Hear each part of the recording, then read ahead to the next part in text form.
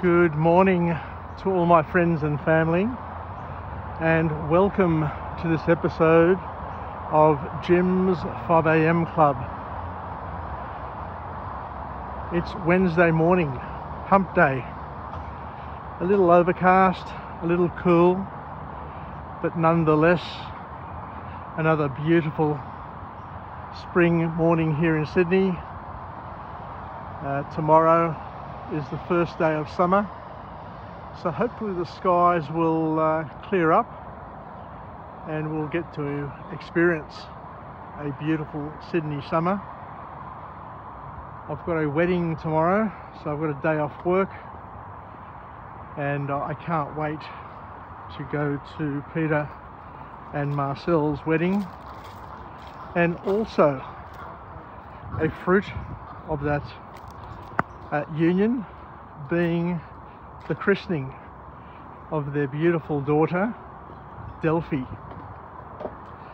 So Peter and Marcel, like many couples, were victims of COVID-19, having planned and organised their church wedding a couple of times and having to cancel it because of government regulation and the challenges that we all faced during 2020 and 2021.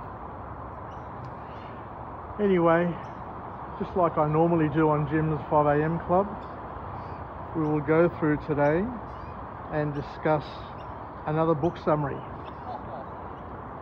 like one of the many that we've covered over the years. And in hindsight, I sit and think, and without a doubt, my YouTube channel, Jim's 5 a.m. Club, is by far probably one of the most prolific blog channels in the world on personal development, and I offer, unlike many others, a great deal of variety. So tell your friends, tell your family, tell everybody you know that this vlog channel is available for all to take a journey with me on and to enjoy, and to understand that it is potentially a one-stop shop, because what I do promise you is like nobody else. I can teach you more about more things that matter most in your life than anybody else in your social media orbit. Because this video here is number 1448. I've almost done 1500 vlogs, and as I mentioned the other day, if my granddaughters watched one a week, they'd be watching my channel for over 30 years. So there's a huge amount of material here available, and as I said, with a great deal of variety for you to use and to make the most of. Anyway, let's get started on this book summary. A book summary that was written and published in 1984 by an author known as Bob Proctor, and the book was entitled You Were Born Rich. I was born rich. Everybody is born rich. You just need to unearth it, tap into it, understand it, appreciate it, and make the most of it, I guess, is the key point that comes from this book. Just in case you were wondering where I am, I'm in the rotunda up here on Observatory Hill, and it is a beautiful place to come with your family and friends, sit down, have a picnic, and have this magnificent vista at your fingertips. So the author, Bob Proctor, kicks off his book summary and says, that, and I love this point because it puts things into perspective, and it puts things within reach of each and every one of us. The real winners in life are only a little bit more effective than everyone else, say 2 or 3% more effective. So you don't have to be head and shoulders above everybody else, according to this author, to be exceptional, to be above average. All you have to be is a little bit better in a number of fields. I remember years ago reading a book where the author mentioned that in order to be great, you just needed to be above average in a handful of areas, which means that you have to have worked a little bit harder in those areas. You need to have practiced a little bit more in those areas, and you need to continue to hone your skills to stay ahead of the rest in those particular chosen areas of your life. So what the author here, of course, recommends is for us to have goals, dreams,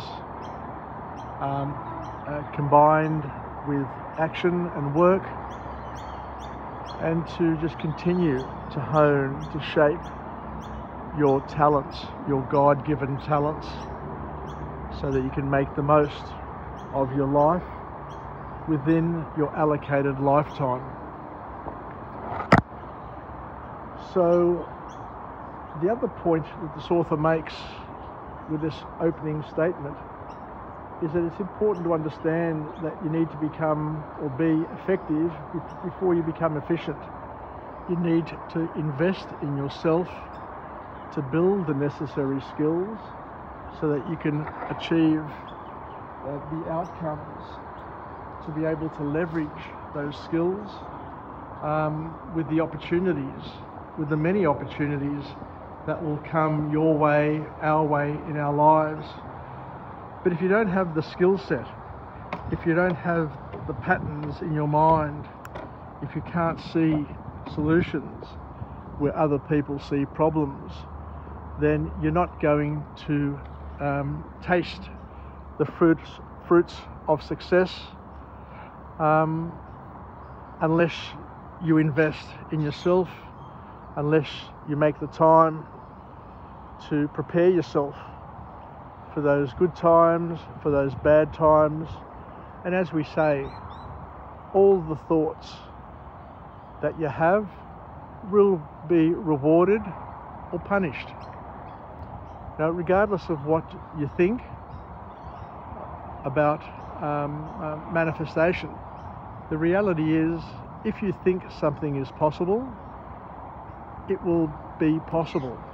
If you think it's not possible, then you'll be rewarded negatively with it not being possible. So remember, the thoughts that you harbour, the thoughts that you create, the thoughts that you share, be they positive or be they negative, will manifest in your life as a reward or a punishment.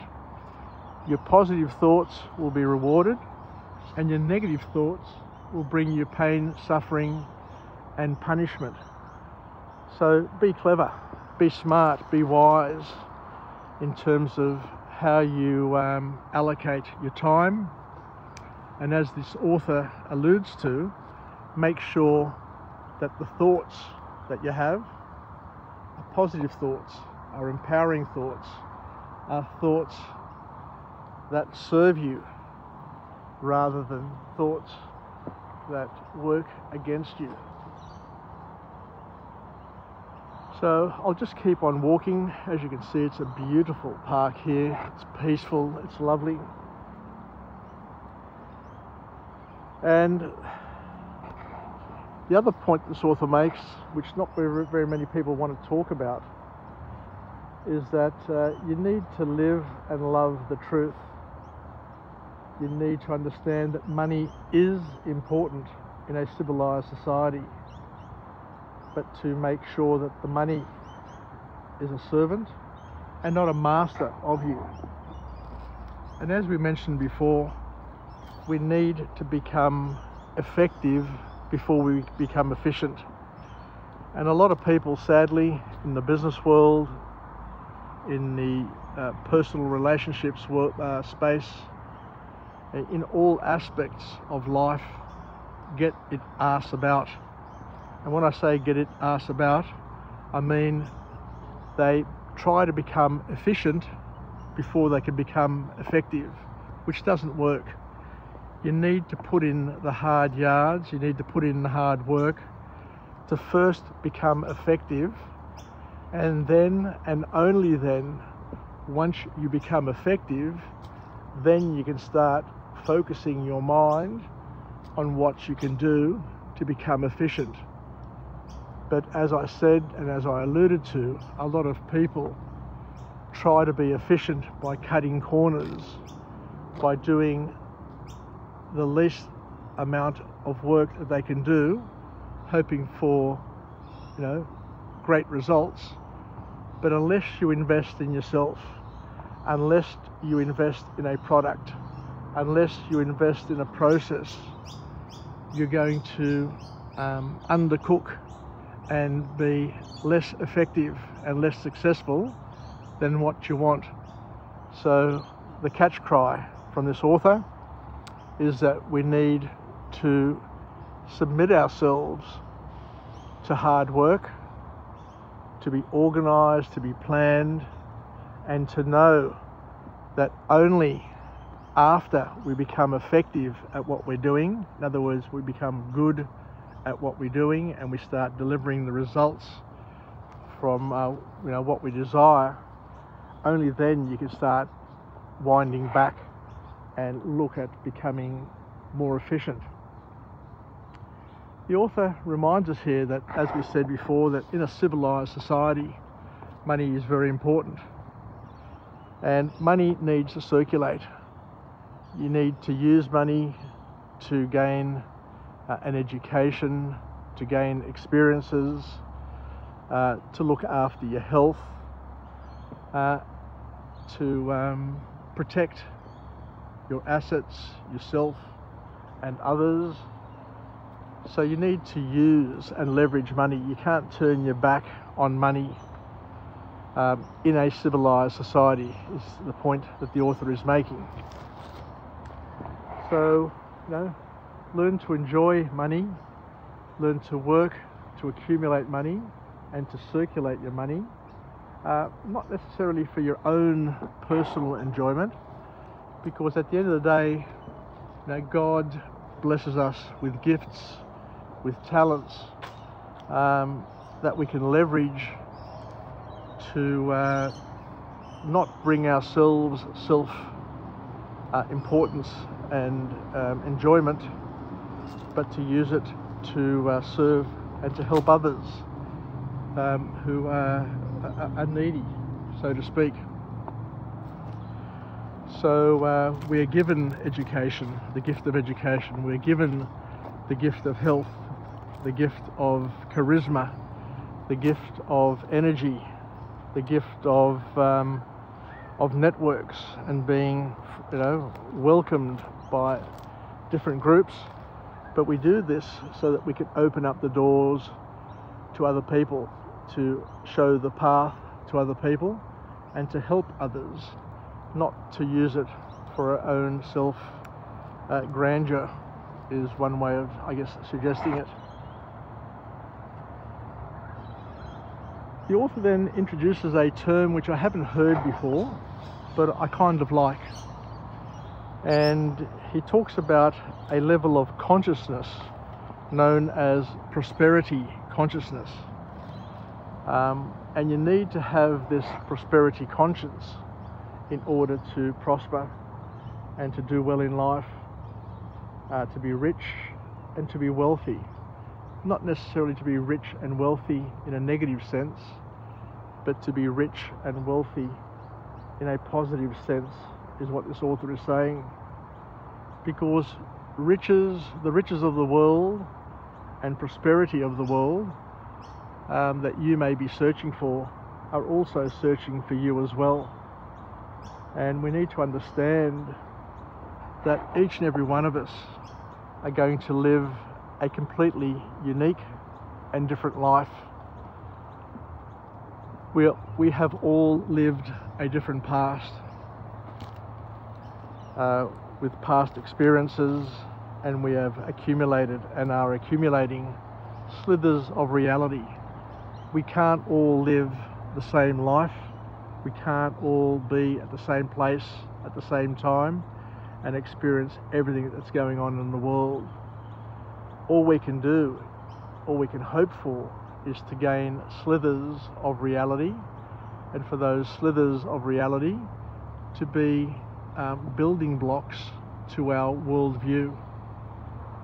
And we need to be able to be discerning to understand which slithers are true, which slithers are false, which are manipulated, and to be able to compare and contrast those slithers to other people's slithers of reality. And the way we do that is through OPE, other people's experiences that we can gain through reading books, going to seminars, and talking to people, just to gain their understanding and understand their perspectives. Because as we said, everybody's life is entirely different. We all are experiencing a different presence, a different now. I am here, you are somewhere else, and we're all going to live a different future, no doubt about that. But all of that is part of God's gift, and we need to use it and to leverage it and to understand that everybody has a different fate. We all don't have the same fate. But the call to action from this author is that we all have a different fate, but we need to test our fate. We need to work our fate, because we all have different callings. We need to keep on trying to achieve what our goals and dreams are, to see if they are bearing fruit and God favours them. You know, it's God's will. So what we're saying here, once again, is that we all have a different fate, but you just don't sit on your bum and wait for your fate to unravel and reveal itself. You need to keep on moving. You need to work. You need to test different things, and life will open up doors, open up windows, create paths for you based on what you do. And it will have a compounding effect as well, because we're all work in progress at any particular time. But you know, everything is a manifestation of our thoughts and actions. And it's important to understand, this is really, really important. It's important to understand that each and every one of us have just as much chance of doing what we're doing and achieving, you know, what we want to achieve as everybody else. Now we need to work our faith, work our fate, and to test it through action and positive expectancy, and to keep on trying, and to be flexible in our approach, and to know that if you first don't succeed, just keep on trying, but try a different way. Keep on trying, because as I once noticed when I was young, I went to the entrance and I saw there were lots and lots and lots of people fishing one afternoon. Hundreds of people. They all had similar sort of rods,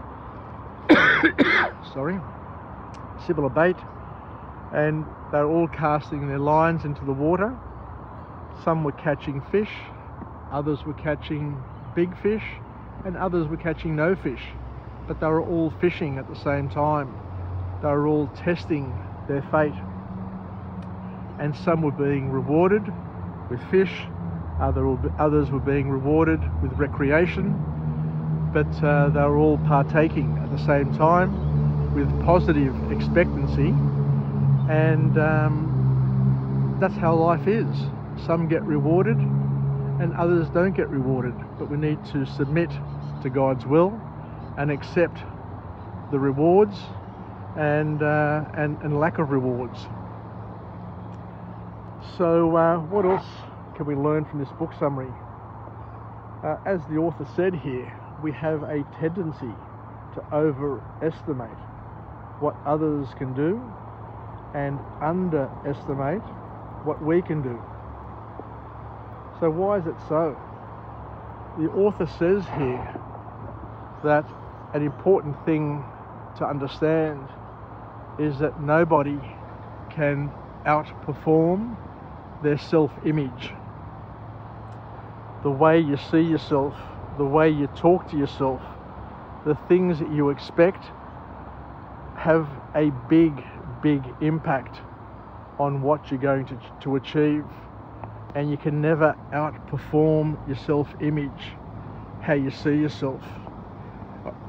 I remember years ago reading a book called Psycho-Cybernetics by an author known as Maxwell Maltz, who was a plastic surgeon back in the 60s, and he was able to turn what he claims ducklings, ugly ducklings, into swans.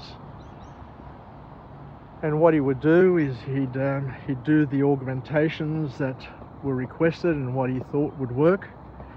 And on the day of the reveal, he would have his patient sitting in front of a mirror, and he'd unravel the bandages and reveal the new person. And as he says in his own words, the patients that he worked on, he was able to turn from ugly ducklings into these magnificent, beautiful swans. But interestingly enough, when he did the reveal and peeled off the bandages and the patient looked into that big, beautiful mirror, sadly, all they could see was a reflection of their ugly self, which just goes to show that it's a person's self-image which impacts them more than what is actually real. Even though the image reflecting back at them was a beautiful swan, a beautiful woman, that person could still only see an image of their ugly self that they had created in their own mind. So I remember Maxwell Maltz saying that these patients didn't need a plastic surgeon.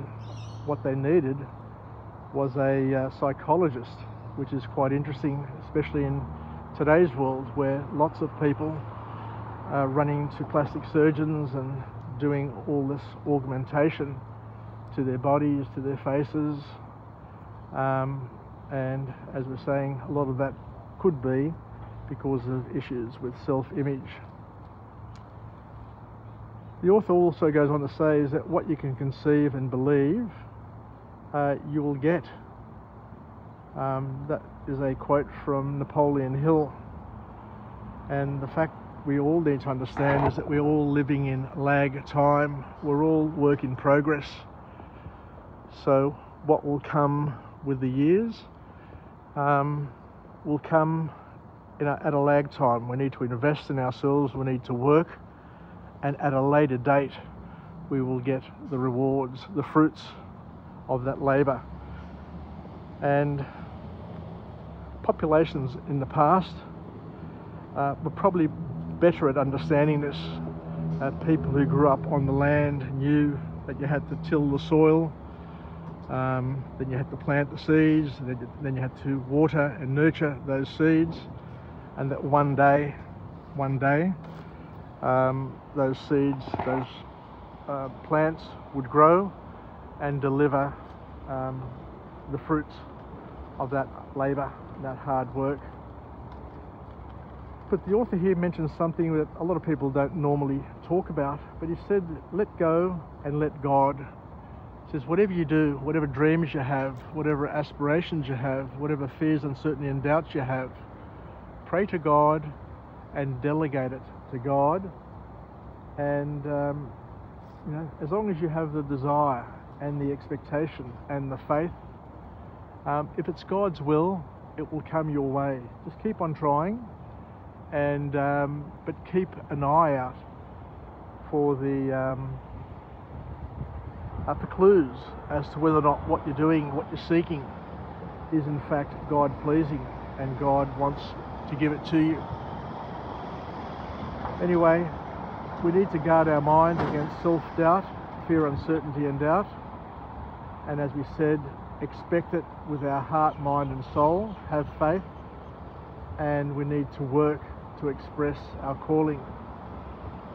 And of course, investing in ourselves first, taking risks, just like a bamboo tree. I like the bamboo tree analogy, where the Chinese bamboo tree, you plant a seed and nothing happens for 3 years, or nothing appears to happen for 3 years, because what is happening is that bamboo tree is building itself below the soil.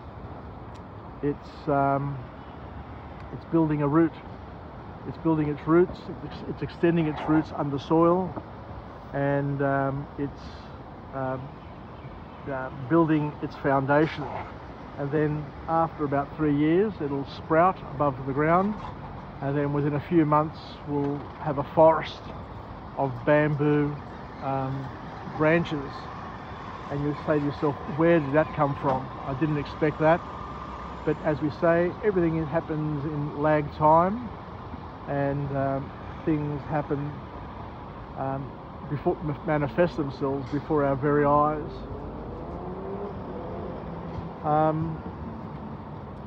And to understand that, to embrace failure, because failure is a stepping stone to greatness, and to also realize that we are closer than we think. Just keep on going, keep on taking the necessary steps in life, because we are all closer to where we want to get to than when we think. We are closer to that door that's going to open up. We are closer to that window, to that path that's going to lead us to the promised land, whatever our promised land is. And as I said, whatever God wills for that promise to be. So we can't get unless we give, and we can't get unless we give up. We need to make space in our life, in our heart, in our world, for other great things to enter. So thank you very much for joining me on this episode of Jim's 5 a.m. Club. I'll head across the road and go to work. I look forward to coming to you again from another place with another message of empowerment, another book summary where we can live, learn and pass it on to add life hacks to our inventory of skills, our inventory of knowledge, our inventory of empowering thoughts that we can tap into. And I wish you all the best for Hump Day, and as I said before, I can't wait for tomorrow to come, God willing, where I get to celebrate with Peter and Marcel and little Delphi, who tomorrow will become a full member of the Greek Orthodox Church, and she will then of course have access to all the sacraments of the church, and I wish her a long, healthy, spiritual and rewarding life. Yassas, take care, and bye for now. Ciao, ciao.